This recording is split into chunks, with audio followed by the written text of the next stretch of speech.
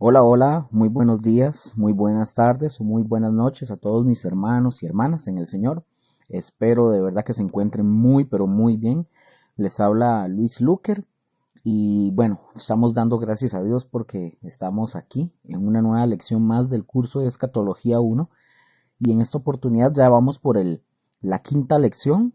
Entonces, en esta lección, ya vamos a empezar a tocar otro tema interesante. En este que vamos a ver lo que son los pactos escatológicos y vamos a empezar y vamos a ver si nos quedamos la lección pasada, hace 7 días, en la lección pasada, eh, nos quedamos en el tercer punto o lo que era para la interpretación y estábamos viendo el tema de lo que es los contextos.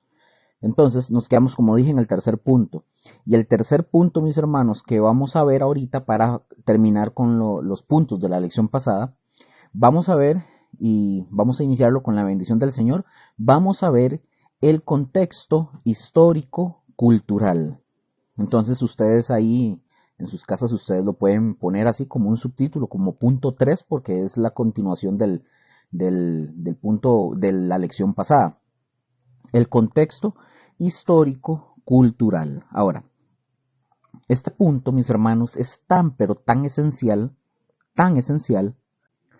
como los otros puntos que vimos y también importante, mis hermanos, porque a veces para poder interpretar la escritura, la información a veces no está en el contexto inmediato, ya lo habíamos visto en la anterior, no está a veces la información en el contexto inmediato, ni siquiera en el contexto remoto.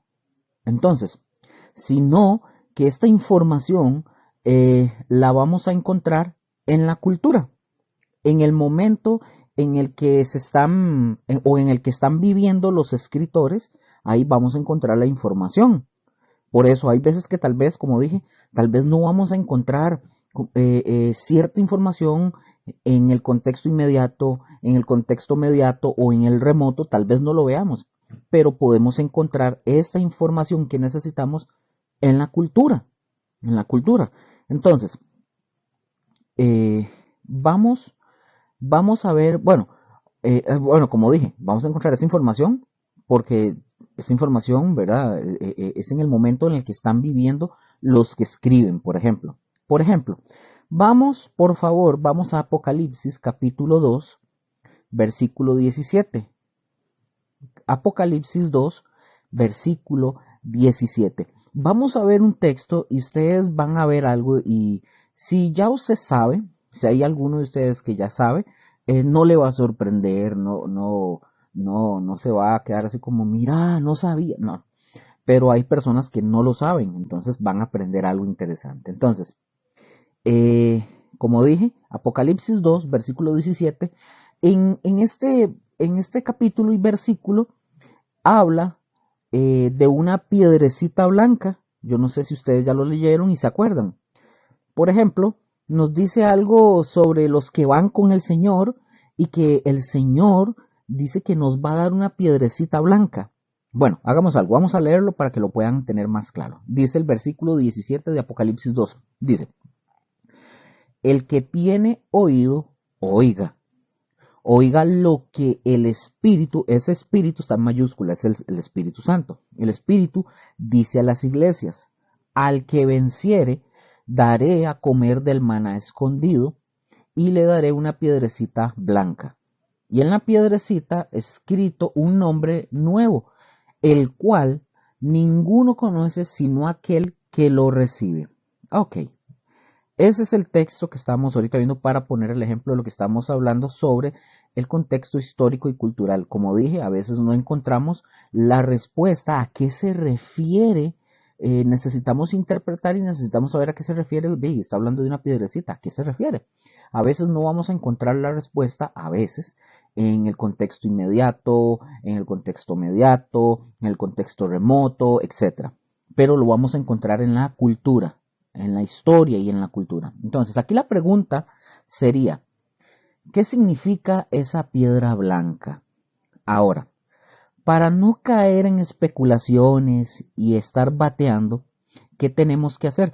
Tenemos que ir al contexto histórico cultural. Ahora, y resulta que en el tiempo de Juan, ojo, en el tiempo de Juan, los romanos hacían un convite, es decir, hacían una reunión, una fiesta, y ellos entregaban a los invitados una piedra blanca, ¿verdad? Un convite, una comidita, etcétera, ¿verdad? Hay una fiestica que hacían. Entonces los romanos entregaban a los invitados una piedra blanca. Ahora, esta piedra blanca lo que significa es que eso era una señal de haber sido invitados al convite, o sea, a la fiesta. ¿Qué hacían ellos? Ellos presentaban la piedra blanca y eran recibidos y ellos podían participar de todo lo que se hiciera en ese lugar, o sea, en donde está la fiesta. Todo lo que se diera ahí, ellos tenían la oportunidad de disfrutarlo. Entonces, esta piedrecita blanca, recordemos entonces, es semejante a una invitación para una fiesta. Ahora, pero también, ¿a qué es semejante? Bueno, si Cristo, por ejemplo, Cristo nos está diciendo que nos va a dar una piedrecita blanca a los que muramos, eso quiere decir que estamos invitados al cielo y que podemos participar de todo lo que se ofrezca allá en el cielo. Entonces, esa, mis hermanos, por eso les digo, hay que ver, si no lo encontramos en los contextos inmediatos, bueno, lo que ya les dije, lo tenemos que encontrar en la cultura que se refiere. Entonces, esta sería, mis hermanos, la interpretación de la piedrecita blanca. Ojo lo que les voy a decir porque yo no sé si a ustedes les ha pasado, pero yo he escuchado otras interpretaciones cuando dicen oiga, y déjenme decirles algo, parecen lógicas y parecen correctas, o sea, las interpretaciones que dan. Pero aquí ellos, los que dan este tipo de interpretación, ellos no hacen uso del contexto histórico y cultural, el de Juan, ¿verdad? Por ejemplo, yo no sé si ustedes saben que cuando los judíos, por ejemplo, los judíos mueren, y son enterrados, ellos no acostumbran a llevar flores. Ellos no acostumbran a llevar flores. Ellos lo que llevan son piedras y ponen las piedras sobre las tumbas. Y por eso, mis hermanos, es que nosotros, yo no sé si ustedes lo han visto, yo sí, ustedes lo pueden buscar en internet, por eso nosotros vemos las tumbas de los judíos que tienen piedras. Entonces, por ejemplo, nosotros que somos costarricenses, que somos ticos, nosotros pensaríamos, o en nuestra mente lo que podría venirnos es que esas tumbas están muy descuidadas, pero no es eso. Es que para los judíos esas piedras eh, son como son duraderas, tienen un significado, eso, el significado lo que tiene es como de permanente, de permanencia, o sea, del sentimiento hacia aquella persona que fue sepultada. Entonces, es decir, es un recuerdo permanente. Eso es lo que significa. Pero mis hermanos, no significa eso de las piedrecitas blancas que el Señor nos va a dar, porque entonces no tendría caso que Cristo nos diera una piedrecita blanca para decirnos, yo te recuerdo. No. Y recordemos que la piedra tiene un nombre que solamente nosotros vamos a saber de quién es cada quien, ¿verdad? Por eso yo les digo, nosotros tenemos que investigar el contexto histórico y cultural para ver y darnos cuenta que esa piedrecita blanca que el Señor nos va a dar es una invitación. Eso es una invitación. Y continúa Juan escribiendo en el Apocalipsis, capítulo 3, versículo 12, habla de que ya no, que nosotros incluso somos columna del templo. De hecho, vamos a verlo. Apocalipsis 3:12 para que lo vayan buscando. Entonces, en Apocalipsis 3:12 dice que nosotros somos columnas del templo. Pero, mis hermanos, alguien diría, bueno, ¿y qué significa? ¿Qué significa? Bueno, el hecho que menciona la escritura de que somos o que seremos columnas en el templo de Dios, vamos a ver. Yo no sé, Pero obviamente como no estamos en una clase presencial es un poco más complejo. Pero, ¿qué se imaginan ustedes al eso? O sea, ¿qué significa el hecho de que la palabra mencione de que nosotros somos o que seremos columnas en el templo de Dios? ¿Qué se imaginan ustedes? ¿A qué se refiere? ¿Qué se imaginan ustedes? ¿Qué se imaginan? ¿Que vamos a estar con pegamento o con concreto en los pies y ahí fijos en el cielo? ¿Se imaginarán eso? No. La respuesta es muy sencilla. Ustedes en sus casas, repito, ustedes pueden ponerle una pausa, analizarlo y analizar bien qué es eso. Pero la respuesta es muy sencilla. Una columna, ¿qué es lo que representa o qué significa una columna? Que es estable. O sea, una columna no la pueden quitar. Por ejemplo, los muebles sí se pueden quitar. Los muebles se pueden quitar y los muebles pueden ser desechados. Pero una columna no. Las columnas son inamovibles y sobre todo en el cielo, ¿verdad? En el cielo no perece, no perece. Entonces, por lo tanto, eso es lo que significa. Es decir, vamos a estar en el cielo teniendo seguridad de que nunca vamos a ser expulsados del cielo. A eso se refiere. Entonces, por eso aquí nosotros podemos ver y unir el hecho de que la salvación es eterna, es para siempre. Nunca nos las van a quitar. Nunca. Por eso, eso es, la idea es esa, que puedan analizar, que ustedes puedan ver eso. Ahora, quiero que ustedes ahí en sus casas, si tienen cuaderno y lápiz, anoten o apunten lo siguiente. Ojo, anoten lo siguiente. Y es la tercera regla de interpretación bíblica correcta tiene que ver con el lenguaje figurado en su contexto histórico cultural. Ya se lo repito. La tercera regla de interpretación bíblica correcta tiene que ver con el lenguaje figurado en su contexto histórico cultural. Una vez más lo repito para pasar a otro punto. Y anoten, recuerden que esto es del tema del tercer punto que les dije. Y anoten eso. La tercera regla, esta es la última vez que lo repito, para pasar a otro punto. La tercera regla de interpretación bíblica correcta tiene que ver con el lenguaje figurado en su contexto histórico-cultural. Bueno, mis hermanos. Bueno, vamos a pasar al siguiente tema, a la que vamos a hablar, que es sobre los pactos escatológicos. Ya aquí cerramos con lo que tiene que ver con el contexto, ¿verdad? Ya lo que vimos en la lección pasada, perdón, y ya aquí vamos a iniciar con el siguiente tema, que tiene que ver con los pactos escatológicos. La Biblia, mis hermanos, la Biblia está llena de profecía.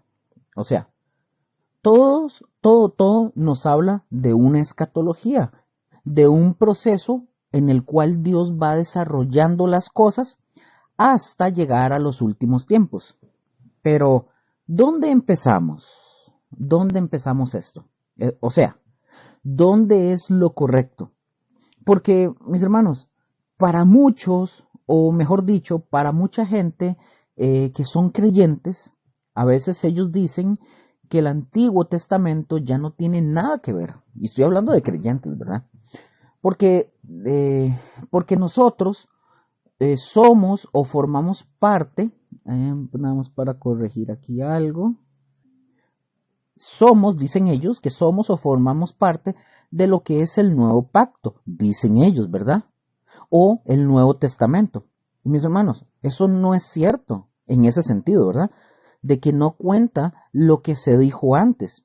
Más bien es al contrario.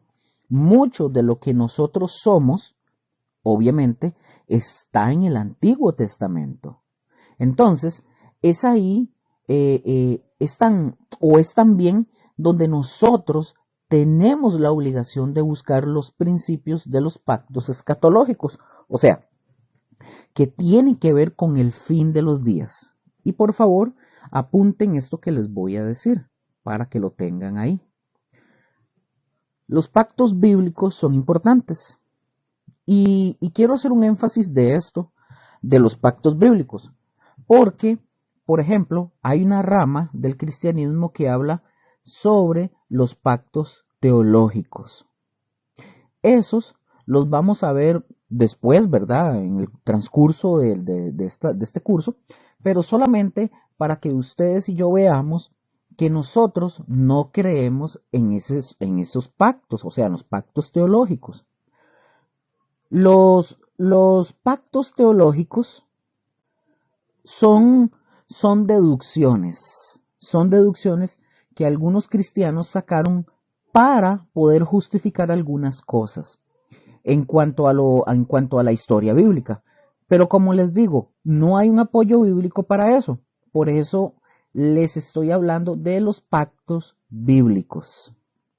Me acuerdo que en teología sistemática, cuando estaba dando ese curso, una de las cosas que puse a hacerle a los alumnos en clase fue que investigaran respecto a los pactos teológicos. Entonces, esa fue parte de una tarea, investigar y que en la siguiente lección ellos llegaran y expusieran qué era lo que habían encontrado diferente o qué era. Entonces, mucho de eso ellos dijeron, no, pero no parecen incorrectos, no, o sea, no se ven mal. Entonces ya les tuve que ir explicando paso por paso.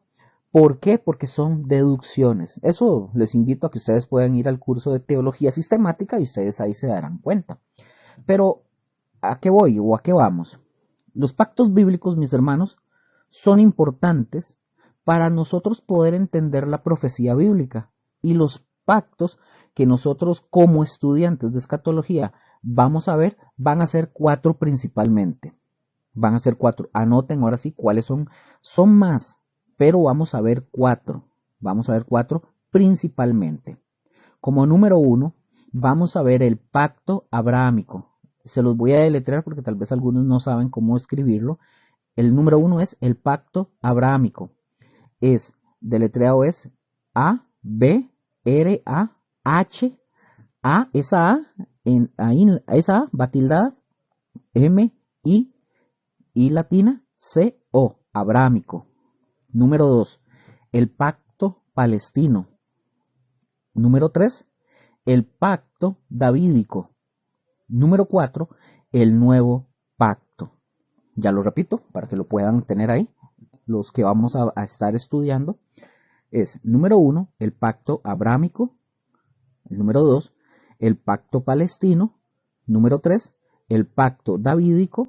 Y el número 4, el nuevo pacto. Ahora, los otros pactos, tal vez algunos dirán, ¿qué pasó con los otros? Bueno, los otros pactos quizás los vamos a mencionar, pero como les digo, no tienen la importancia que tienen estos cuatro pactos. Así, de pasadita. Por ejemplo, veremos uno de los pactos que es tremendo en importancia, lo que es el pacto mosaico, o sea, el pacto con Moisés, o el pacto de la ley.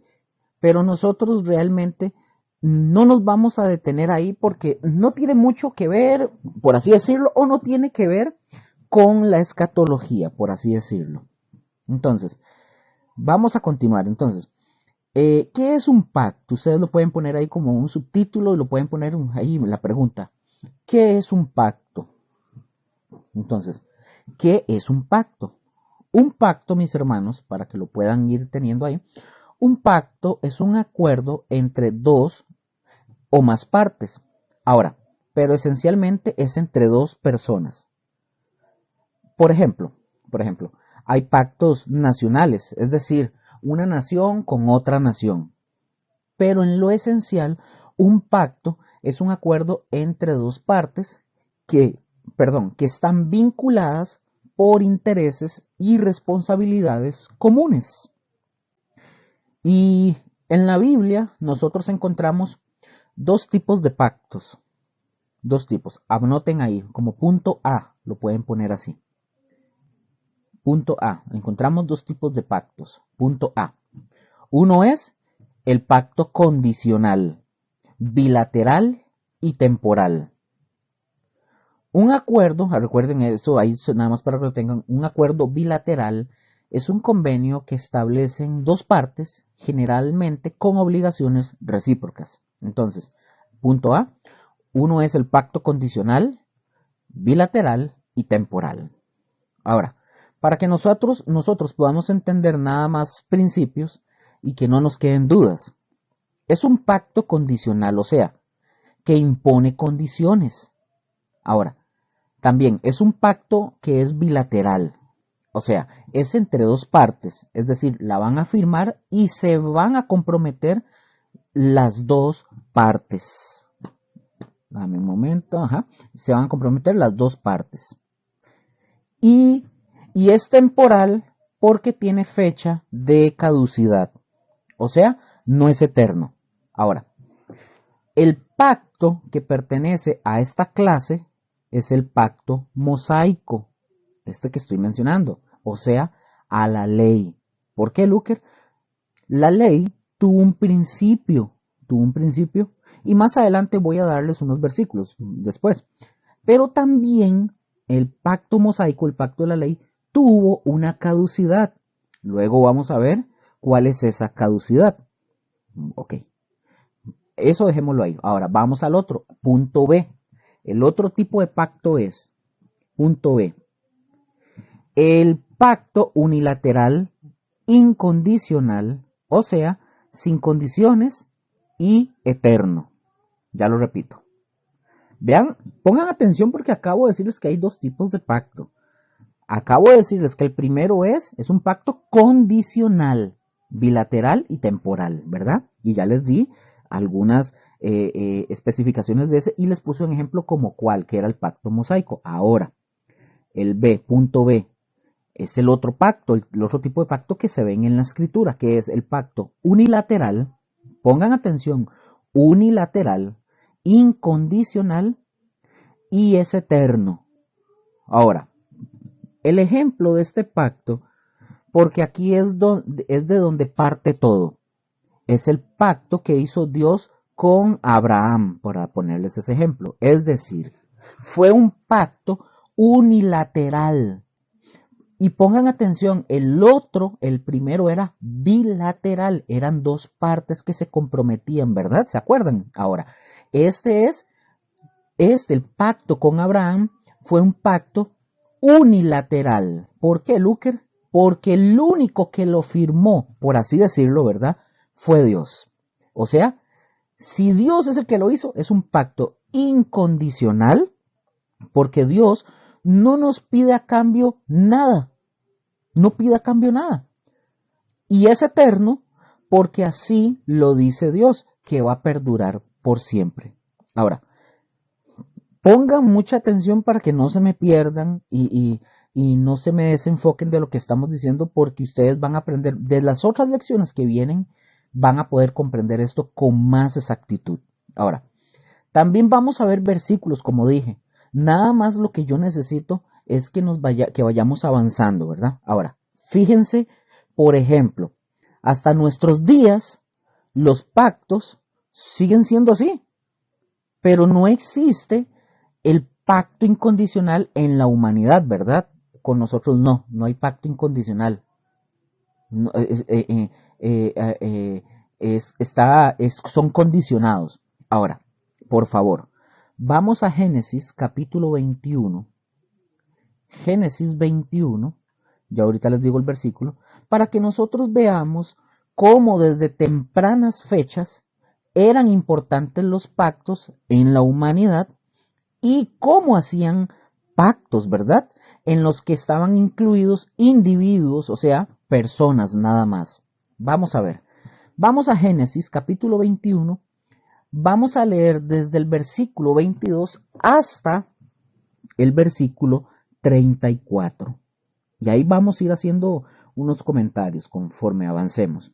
Dice, Génesis 21, 22 al 34 dice, aconteció en aquel mismo tiempo que habló Abimelech y Ficol, príncipe de su ejército, a Abraham, diciendo, Dios está contigo en todo cuanto haces. Ahora pues, júrame aquí por Dios que no faltarás a mí, ni a mi hijo, ni a mi nieto, sino que conforme a la bondad que yo hice contigo, harás tú conmigo y con la tierra en donde has morado. Me detengo un momento. Ahora, fíjense bien que en el versículo 23, como Abimelech ya está mencionando o ya menciona juramento. Pongan atención ahí. Menciona juramento. Versículo 24 en adelante. Y respondió Abraham, yo juraré. Y Abraham reconvino a Abimelech a causa de un pozo de agua que los siervos de Abimelech le habían quitado. Y respondió Abimelech, no sé quién haya hecho esto, ni tampoco tú lo hiciste saber, ni yo lo he oído hasta hoy. Tomó Abraham ovejas, ovejas y vacas, y dio a Abimelech, e hicieron ambos pacto, Ahora, fíjense muy bien que comienza hablando de juramento, y luego hay una, por así decirlo, una entrega de animales, ¿verdad? Pero luego ya se menciona que firmaron un pacto.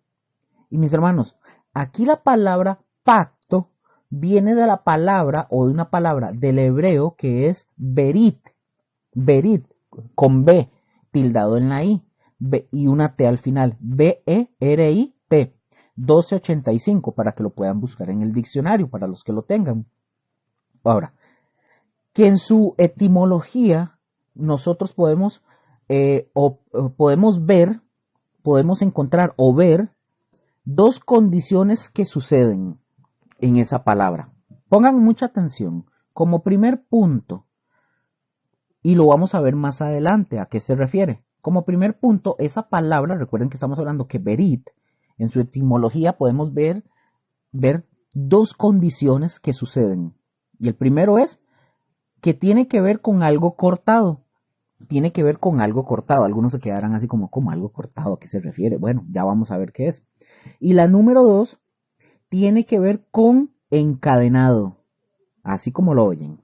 Entonces, este pacto tenía que haber algo que fuera cortado, lo que vamos a ver más adelante, o algo que se encadene.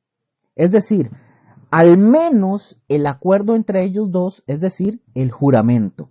Continúo leyendo, versículo 28 hasta el 34, me extiendo para que lo podamos ir viendo de esta de Génesis 21. Dice, entonces puso Abraham 7 corderas del rebaño aparte y dijo Abimelech a Abraham, ¿qué significan esas 7 corderas que has puesto aparte? Y él respondió, que estas 7 corderas tomarás de mi mano para que me sirvan de testimonio de que yo cavé este pozo. Versículo 31. Por esto llamó a aquel lugar Beerseba, porque allí juraron ambos. Versículo 32. Así hicieron pacto en Beerseba, y se levantó Abimelech y Ficol, príncipe de su ejército, y volvieron a tierra de los filisteos. Versículo 33. Y plantó Abraham un árbol tamarisco en Beerseba, e invocó allí el nombre de Jehová, Dios eterno. Y moró Abraham en tierra de los filisteos muchos días. Mis hermanos, este es un pacto entre individuos. Lo hacen como representantes de su gente, Abraham y Abimelech. Nosotros ahí lo tenemos. Y habíamos dicho que berit, ¿qué significaba berit? Significaba cortado o encadenado. Ahora, vamos por favor a Éxodo capítulo 23. No lo vamos a leer. Mejor ténganlo ahí, no lo vamos a leer. Pero, ¿por qué pacto, o sea, berit, por qué significa cortado, Luker? Díganos, por favor. Claro, con mucho gusto. Si ustedes se acuerdan, por eso les dije de Éxodo 23, si ustedes se acuerdan, hay un tiempo, en Génesis 25, ahorita vamos a ver. Si ustedes se acuerdan, hay un tiempo que se narra en el capítulo 25 de Génesis que Abraham está angustiado, o sea, Abraham estaba ahuevado, así, en palabras de nosotros, estaba ahuevado, porque de ahí, al final de cuentas, ya Abraham estaba avanzado en años y Dios todavía no le cumple la promesa de darle el hijo que Dios dijo que le iba a dar. Entonces Abraham está como cargado, como turbado, ahuevado. Viene Dios y habla con Abraham. ¿Y qué hace Dios? Dios lo anima y le dice, mira, para que veas que yo estoy, Dios, ¿verdad? Mira, para que veas que yo estoy hablando en serio, aparte de que le muestra, ¿verdad? Si podía contar el polvo de la tierra y que iba a ver qué grande iba a ser la descendencia de Abraham, ¿se acuerdan de eso? Pero luego le dice Dios a Abraham, le dice, toma un becerro y un palomito y pártelos en dos. Pongan atención, acuérdense lo que significa berit. Berit, cortado o encadenado. Dios le dice a Abraham, toma un becerro y un palomito y pártelos en dos. Entonces, partían a los animales en dos. ¿Y qué es lo que tenían que hacer? Los firmantes de ese pacto tenían que caminar entre los animales cortados. A los palomitos no eran cortados, eran nada más los animales grandes, porque no lo mencioné ahorita. Y tenían que caminar entre los animales cortados. Mis hermanos, eso eran costumbres. Algunos van a decir, pero ¿qué es esa barbaridad? Los defensores. No, no, no. Eran costumbres y eso hay que entenderlo. Eso eran costumbres. Y si ustedes recuerdan el capítulo, dice que Abraham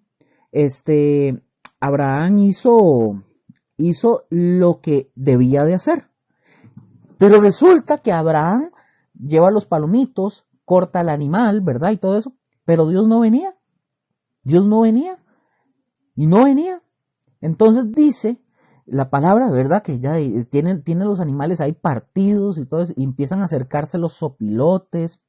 Y Abraham los tiene que empezar a espantar. Pero Dios aún no venía. Nada que venía y nada que venía. Posteriormente dice que empezó a caer una oscuridad sobre él, que lo hizo sentir mucho temor a Abraham. Y Abraham le da sueño.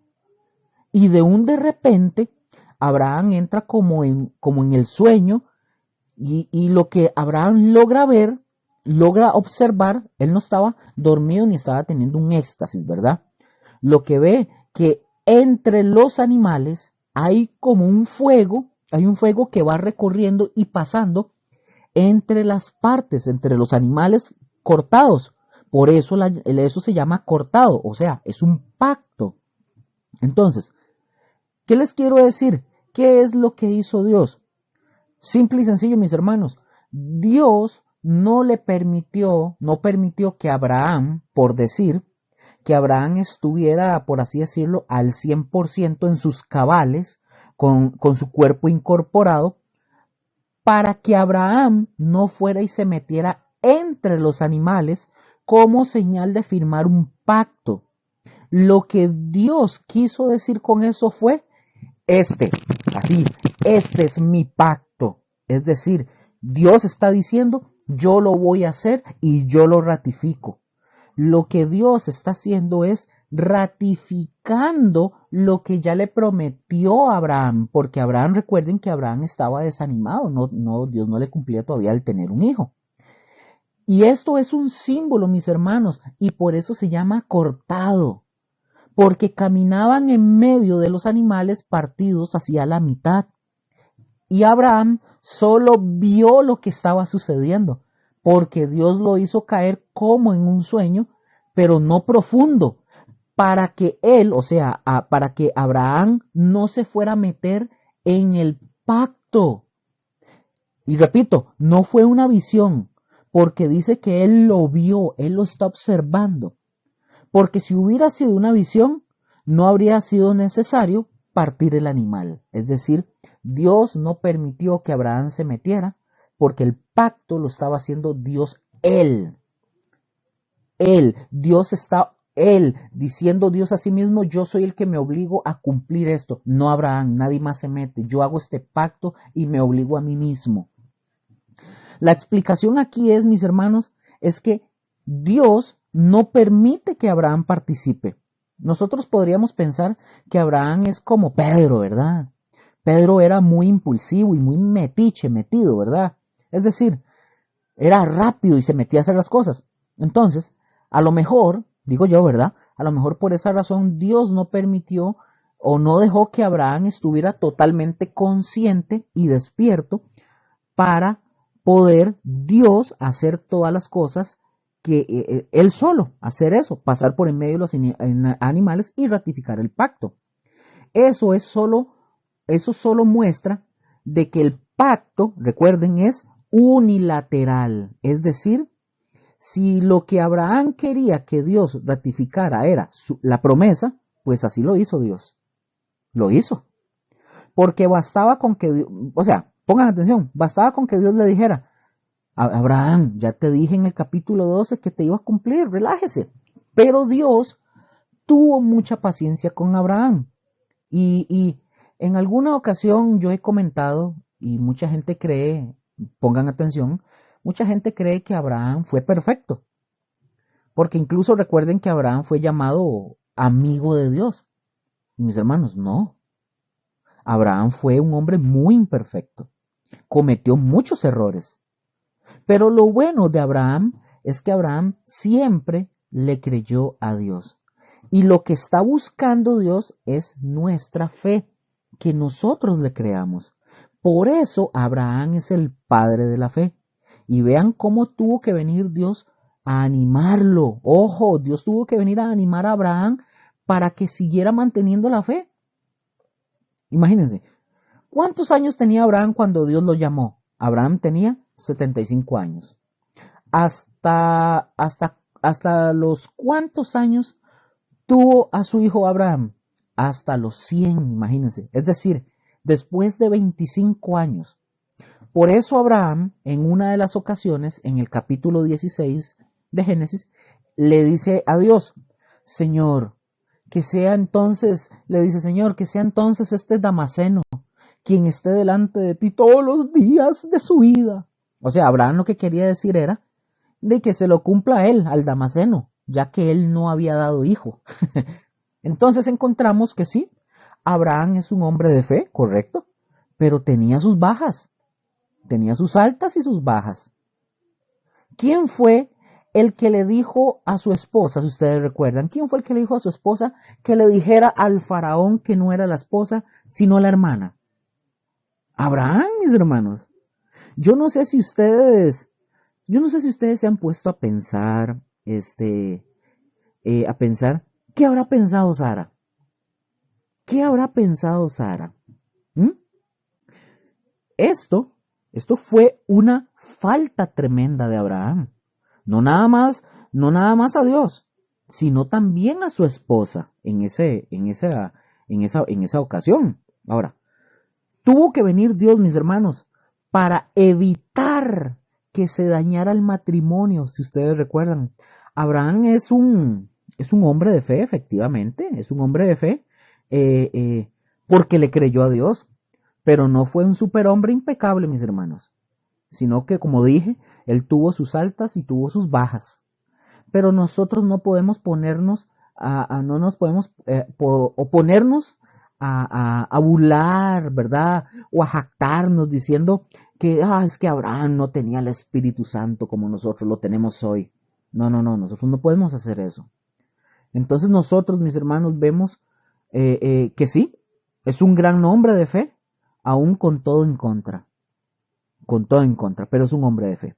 Ahora, vamos por favor, porque les dije Éxodo. Vamos a Éxodo, donde les dije, sí, Éxodo 23, para que nosotros veamos también lo que significa cortar o encadenar.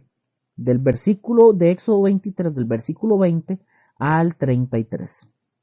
Se los leo de una vez, dice, Éxodo 23 del 20 al 33 dice, He aquí yo envío mi ángel delante de ti para que te guarde en el camino y te introduzca en el lugar que yo he preparado. Guárdate delante de él y oye su voz, no le seas rebelde, porque él no perdonará vuestra rebelión, porque mi nombre está en él. Pero si en verdad oyeres su voz e hicieres todo lo que yo te dijere, seré enemigo de tus enemigos y afligiré a los que te afligieren. Porque mi ángel irá delante de ti y te llevará a la tierra del amorreo, del eteo, del fereceo, del cananeo, del heveo y del jebuseo, a los cuales yo haré destruir. No te inclinarás a sus dioses, ni les servirás, ni harás como ellos hacen. Antes los destruirás del todo, y quebrarás totalmente sus estatuas. Mas a Jehová vuestro Dios serviréis, y él bendecirá tu pan y tus aguas, y yo quitaré toda enfermedad de en medio de ti. No habrá mujer que aborte, ni estéril en tu tierra, y yo completaré el número de tus días. Yo enviaré mi terror delante de ti, y consternaré a todo pueblo donde entres, y te daré la cerviz de todos tus enemigos. Enviaré delante de ti la avispa, que eche fuera al heveo, al cananeo, al eteo de delante de ti. Versículo 29. No los echaré delante de ti en un año, para que no quede la tierra desierta y se aumenten contra ti las fieras del campo. Poco a poco los echaré de delante de ti, hasta que te multipliques y tomes posesión de la tierra. Y fijaré tus límites desde el mar Rojo, el mar de los filisteos, y desde el desierto hasta el Éufrates, porque pondré en tus manos a los moradores de la tierra, y tú los echarás de delante de ti. No harás alianza con ellos, ni con sus dioses. En tu tierra no habitarán, no sea que te hagan pecar contra mí sirviendo a sus dioses, porque te será tropiezo. Ok, mis hermanos, fíjense, yo quise que ustedes vieran o leyeran todo esto para que ustedes vieran cuál es la razón por la que Dios dice no harán alianza. Aquí la palabra alianza es la misma palabra berit, y berit se puede traducir, como yo dije ahora, como tanto como pacto como alianza. De hecho, los que estamos casados, ¿sí? Normalmente nosotros traemos una alianza en el dedo. Es decir, el anillo es una alianza, se le conoce como alianza. Entonces, ¿qué quiere decir? Que lo que hacemos con nuestra esposa es una alianza, es un pacto. Por eso, mis hermanos, para Dios es tan importante el pacto matrimonial. No importa si usted es cristiano o usted no es cristiano. El día que un hombre toma una mujer, es un pacto delante de Dios. Por eso, mis hermanos, por eso es tan importante y no se puede romper. Así que déjense de esas ideas de los que dicen, es que yo puedo vivir en matrimonio, ¿para qué? Si es un papel firmadito, no, los papeles hablan. Esto es otra cuestión, ¿verdad? Que un día vamos a comentar sobre el tema de los matrimonios y las uniones libres y todo eso, pero para Dios el pacto matrimonial tiene una importancia enorme y no se puede romper. Así que si usted vive en unión libre, mejor le aconsejo, ordene su camino. Acuérdense, mis hermanos, que los pactos, sobre todo lo podemos ver en la Escritura, normalmente incluyen las bendiciones, como las que vemos aquí, pero también incluye las maldiciones. Y si ustedes piensan en un pacto o en un trato o en una negociación que nosotros hagamos, porque ya no se llaman pactos en nuestra actualidad, ahora ¿verdad? Ahora son negociaciones donde nosotros firmamos. También se incluye los beneficios y los perjuicios en caso de no cumplir con los pactos. Ahora, vean cómo sigue siendo a lo largo de la historia del hombre, siguen existiendo los pactos. Hay una escritura, se me olvida ahorita, se me olvida la verdad el número del versículo y donde dice que Dios lo que quiere es que el hombre cumpla con su voto, a pesar de que vaya en contra de él, del hombre, ¿verdad? De él mismo, de la persona. Es decir, Lo que Dios quiere es que nosotros cumplamos nuestras promesas con nuestros votos, aunque vayan en contra de nosotros. Y muchas veces, mis hermanos, cuando las cosas van en contra de nosotros, nos queremos deshacer inmediatamente del trato, ¿verdad? O del pacto, porque no nos conviene. Y Dios lo que sí quiere es que lo mantengamos. Por eso es tan importante. Por eso es tan importante. Súper importante. Vean lo que dice el versículo 32 de lo que veníamos leyendo, ¿verdad? Pongan atención y dice el texto 32 y 33 dice: no harás alianza con ellos, ni con sus dioses. En tu tierra no habitarán, no sea que te hagan pecar contra mí sirviendo a sus dioses, porque te será tropiezo. Ahora, de aquí, ustedes pueden ver, hermanos, se desprende de la escritura un montón de pasajes que nos hablan, por ejemplo, de no hacer alianza con alguien que es incrédulo. Por ejemplo, vamos a ver un ejemplo.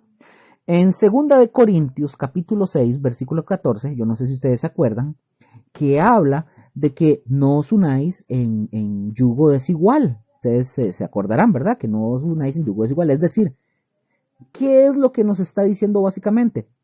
Mis hermanos, no hagan pactos, no hagan alianzas con otros que no sean de la misma fe que ustedes. Así de simple. Entonces, aquí estamos diciendo que Berit, que se traduce también como como alianza, y tiene muchísimo que ver con los cristianos en todo. ¿Por qué, Luker? Por una razón muy simple, muy sencilla. Si yo soy cristiano, mis hermanos, y yo hago una alianza con alguien incrédulo, por decir algo, por decir en cualquier negocio que se dé, el que no es creyente no está obligado a ser honesto. El que no es creyente no está obligado a ser honesto, pero yo sí. Yo sí. Les voy a contar una anécdota. En una ocasión, con una persona con la que estuve trabajando, una vez yo le hice una pregunta. Teníamos una asociación X. Yo le hice una pregunta: ¿qué pasa si viene un fulano o viene una fulana que no es creyente y quiere asociarse con nosotros? Él me dijo a mí: nos asociamos, es bueno. Yo no. Yo nunca he estado de acuerdo con eso y nunca lo estaré. Nunca, nunca. Yo me quedé en ese momento yo me quedé pensando: man, no se puede. Es que no podemos hacer una junta o yunta con alguien que es incrédulo en ese sentido. Porque, como acabo de decir, el que no es creyente no está obligado a ser honesto, pero yo sí. ¿Qué va a pasar? ¿Qué va a pasar si yo me dejo guiar por él? Mis hermanos, ¿qué va a pasar si yo me dejo guiar por él o por esta persona que no es creyente? Pues yo también voy a ser cómplice. Así de sencillo. Y recordemos, como dice el dicho, tanto peca el que lo hace como el que lo ve y no dice nada. Así de sencillo. Por lo tanto, yo también voy a ser deshonesto a causa de esta persona o a causa de él. En serio, a causa de esta persona. Como les mencionaba, yo tengo una empresa, un emprendimiento, que dicho sea de paso, no me está ayudando en nada ahorita. Se llama Diseño Único, pero yo les voy a decir a ustedes algo. Yo tomé malas decisiones. Yo tomé muy malas decisiones con respecto a eso, y incluso de trabajar con gente, algunos que llegaron que no eran creyentes y otros que querían, y yo no tuve el valor o los pantalones para poner límites y poner ciertas normas y cosas que yo creo. Y lamentablemente mucho de esto no funcionó, no me funcionó, por hacer alianzas que no debía de hacer esos pactos cuando el Señor no me estaba dando luz verde. Yo lo quise hacer a mi forma. Así es simple. Por eso, mis hermanos, vamos a ver, por eso, si nos impide en ese sentido, nos impide en ese sentido porque nos hacen partícipes con el ejemplo que les estaba dando. Es decir, si usted está con alguien que es incrédulo, él no está obligado a ser honesto, usted sí. Entonces, sí nos impide en ese sentido porque nos hacen partícipes. Fíjense en lo que dice versículo 33 de Génesis. En tu tierra no habitarán, no sea que te hagan pecar.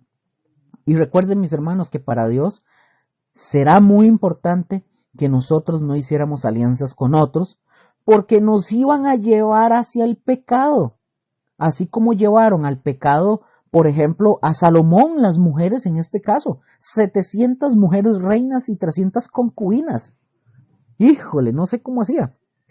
O sea, tenemos que tener mucho cuidado en las alianzas que nosotros hacemos para que no blasfememos el nombre de Dios. Esa es la idea, no hacer daño al nombre de Dios. Y fíjense, un mal testimonio no nada más ofende a Dios, sino que daña a la iglesia y daña a otros que podían haber venido a Cristo. Así de sencillo. Y no vienen por ese mal testimonio muchas veces que nosotros damos. Y fíjense, por eso la sentencia del Señor Jesús es que si vamos a servir de tropiezo, que mejor nos amarremos una cuerda al pescuezo y nos atemos una piedra de molino y que nos tiremos al mar. ¿De verdad? ¿Se fijan? ¿Se fijan que para Dios tiene un alto valor el testimonio de todos nosotros? ¿De qué? De que no sirvamos como tropiezo. Por ejemplo, yo tengo conocidos que no son cristianos y son amistades y los aprecio mucho. Y yo puedo ver que ellos a mí también me aprecian. Y ojo, muchos de ellos que no son cristianos no son deshonestos. Es decir, al final de cuentas, son gente derecha dentro de lo que cabe, pero no son cristianos. Y ojo, no han querido venir a Cristo, pero ellos no han querido. Pero veo en ellos una, ¿cómo le puedo decir? Veo en ellos una amistad en la cual yo me puedo acercar y hablar con ellos sobre lo que sea. Y ellos saben quién soy yo, saben cómo pienso, saben cómo vivo, etcétera, etcétera, etcétera. Entonces, si vamos a juntarnos con alguien lo que dice la escritura, ojo, estoy hablando de que hay gente que son no cristianos y son gente derecha dentro de que hacen sus cosas bien y todo. No significa que van a ir al cielo, pero, pero son gente que hacen las cosas bien. Ahora, pero si nosotros nos juntamos con alguien cristiano o que se haga llamar cristiano, la escritura nos dice que ni nos juntemos con esos, de los que se dicen ser cristianos y que participan y hacen esas cosas que no son correctas, que ni con esos comamos. Es decir, si sabemos que son un mal testimonio, la escritura dice, ni te juntes con ellos. Yo tengo hermanos, les soy sincero, hay cristianos, amigos cristianos, con los cuales yo no he vuelto a visitar y no he vuelto a juntarme porque no estoy diciendo que yo sea mejor, quiero aclarar eso, yo no estoy diciendo que yo soy, wow, la octava maravilla, no, pero ellos no están dando ejemplo con muchas de las cosas de lo que dicen creer. Creen otras cosas, enseñan otras cosas, y uno dice, man, ¿en cuál Dios cree usted? Pero bueno, entonces ahí, como dije, mis hermanos, es más fácil, en el caso de estos, es más fácil. Y por eso es bueno que nosotros podamos identificar al enemigo, porque ya identificándolo sabemos en dónde está. Ahora, volvemos con los pactos, otra vez, ¿verdad? Vamos con los pactos. Fíjense, este pacto, estábamos hablando con el de Abraham, este pacto Dios lo hizo, por ejemplo, el pacto abrámico. Vamos a ver Génesis capítulo 12, versículos del 1 al 3. Y dijimos que este pacto, ¿qué naturaleza tiene este pacto? ¿Cuál era su naturaleza? Su naturaleza es incondicional, unilateral y eterno. Dice, ojo lo que dice Génesis 12 del 1 al 3.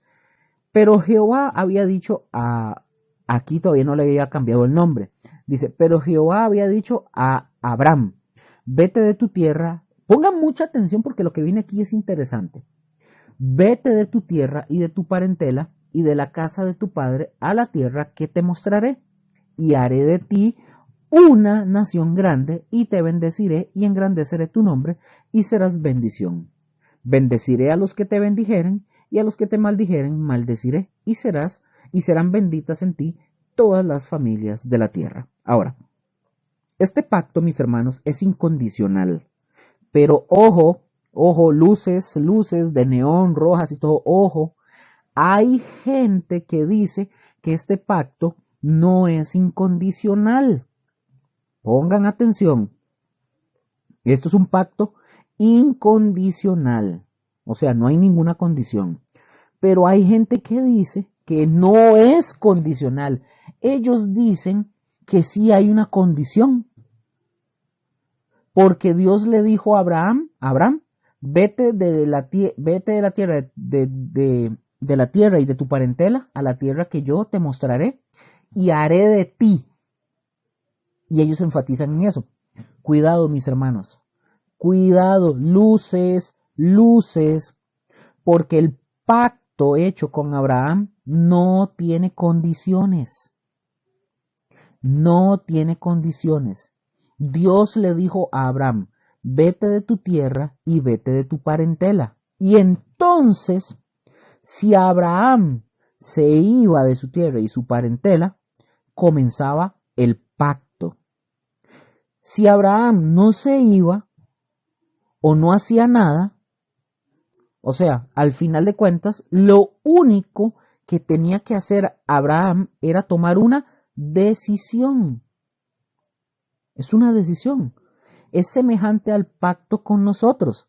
Para darles este ejemplo, Dios nos dice a nosotros, yo te doy salvación si tú pones fe en Cristo Jesús. No es un pacto condicional, porque yo no estoy haciendo ninguna obra. Es una decisión que yo tomo. Me doy a entender. Porque el pacto comienza en mí en el momento en que yo creo. Creo y entonces el pacto sucede. Abraham se fue de su tierra y de su parentela y el pacto entra en vigor. Ahora, hermanos, no es un pacto condicional, es un pacto incondicional, pero tiene que haber un principio. El principio es el primer paso que da Abraham en dirección a la tierra que Dios le iba a mostrar. Es como aceptarlo, es aceptarlo. O sea, ejemplo, tú aceptas a Cristo cuando tú das el paso de fe y dices, sí creo. Así de sencillo. Entonces no es una obra, es una decisión. Y Abraham tuvo que tomar una decisión y entonces Dios iba a cumplirle todo lo que le dijo. Me doy a entender. Recuerden que en mi canal de YouTube está mi correo de Gmail. Pueden escribirme ahí si ustedes gustan.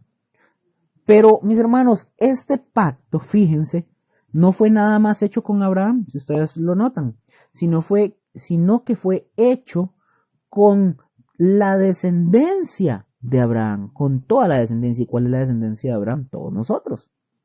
Ustedes han leído Génesis. Bueno, fíjense cuántas veces Dios vuelve a ratificar el pacto con la descendencia de Abraham. Por ejemplo, si nosotros vamos a ver a Jacob, le vuelve a ratificar el pacto a Jacob porque es con su descendencia, o sea, con Abraham y su descendencia. Es decir, todavía hasta la fecha el pacto está hecho con la descendencia de Abraham. Es decir, es un pacto eterno, mis hermanos. Es eterno, no se ha perdido. Y es importante, mis hermanos, por eso estoy siendo redundante. Y vamos a ver algunos versículos, porque los que se llaman los de la teología del pacto, generalmente son los reformados,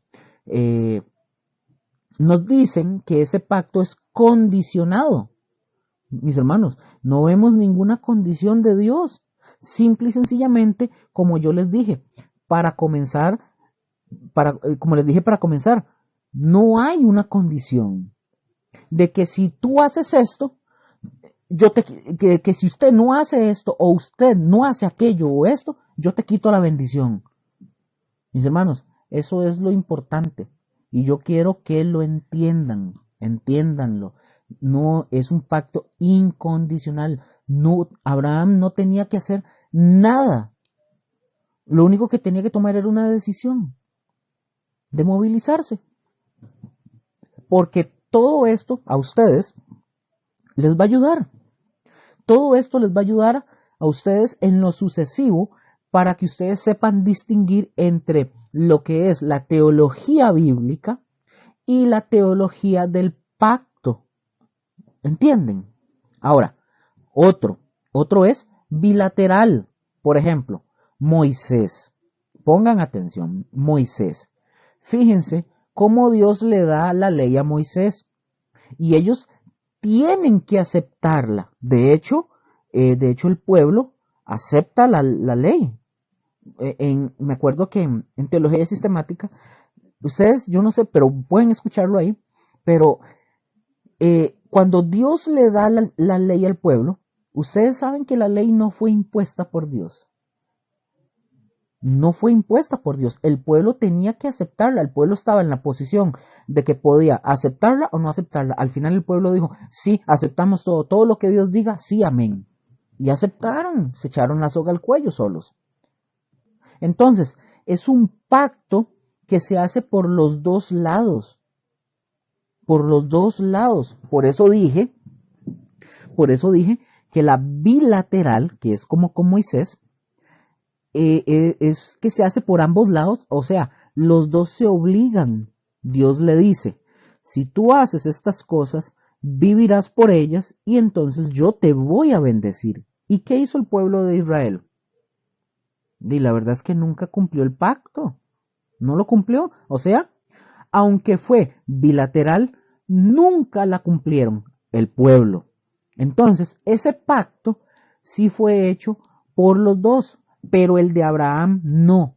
Dios le dijo a Abraham, vete, yo te haré y yo te haré y yo te haré. Siempre fue Dios que le decía, vete y yo te haré, yo te haré, yo te haré, yo te haré esto y esto y eso. Y fíjense que no le dice, y entonces tú tendrás que hacer esto. No, en ninguna parte.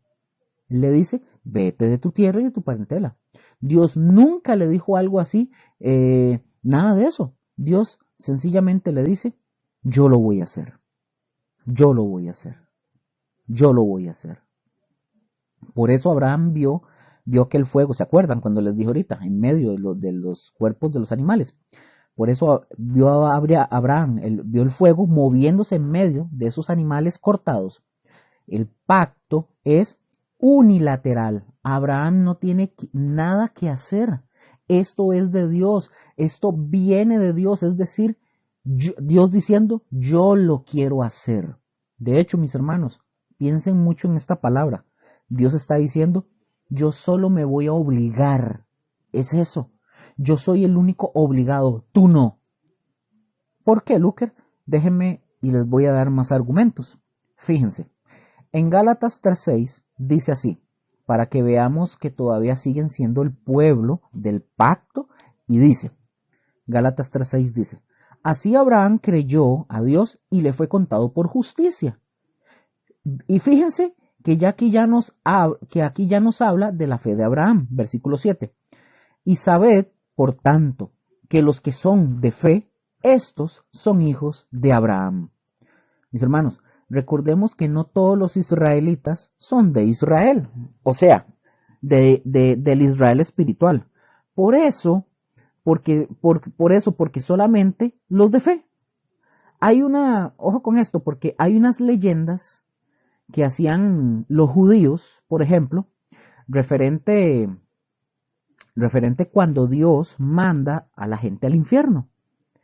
Ellos tenían una leyenda y recuerden que el Señor Jesús viene y los acusa por sus tradiciones al anular la palabra de Dios. Ellos decían en estas leyendas, dice así, ellos decían que el día del juicio se va a sentar Abraham a un lado de la puerta para que cuando vea que todos se van al infierno, si Abraham ve a un judío, él le va a impedir que vaya al infierno porque es parte de su descendencia.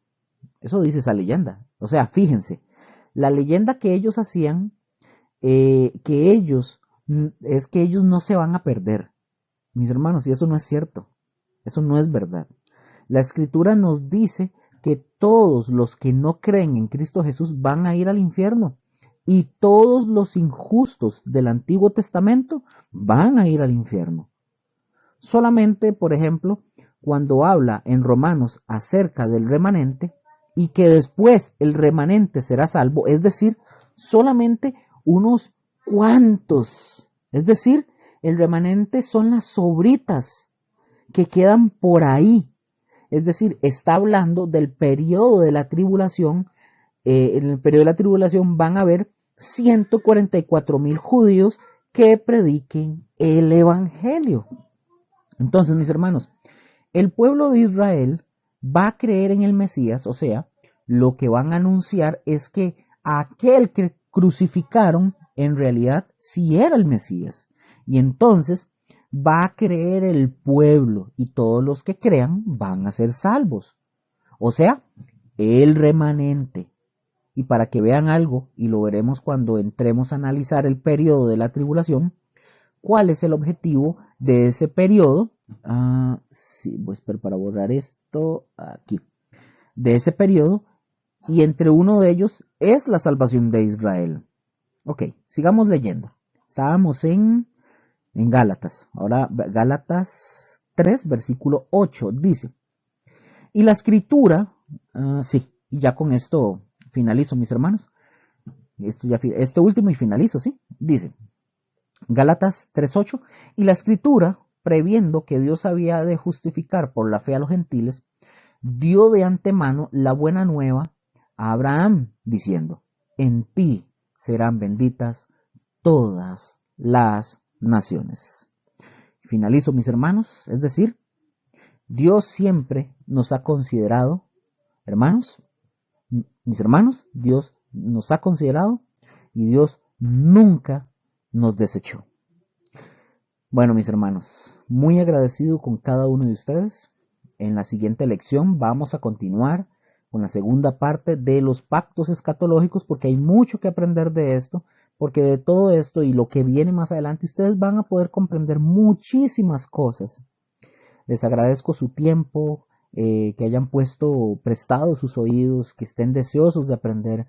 Compartan esto, enséñenle a la gente más, lean la palabra, instruyanse, no se queden detrás del palo, ¿verdad? Como dicen, por favor, y estamos para servirles, ¿verdad, mis hermanos? Muchísimas gracias y nos escuchamos en la siguiente. Hasta pronto, el Señor me los bendiga.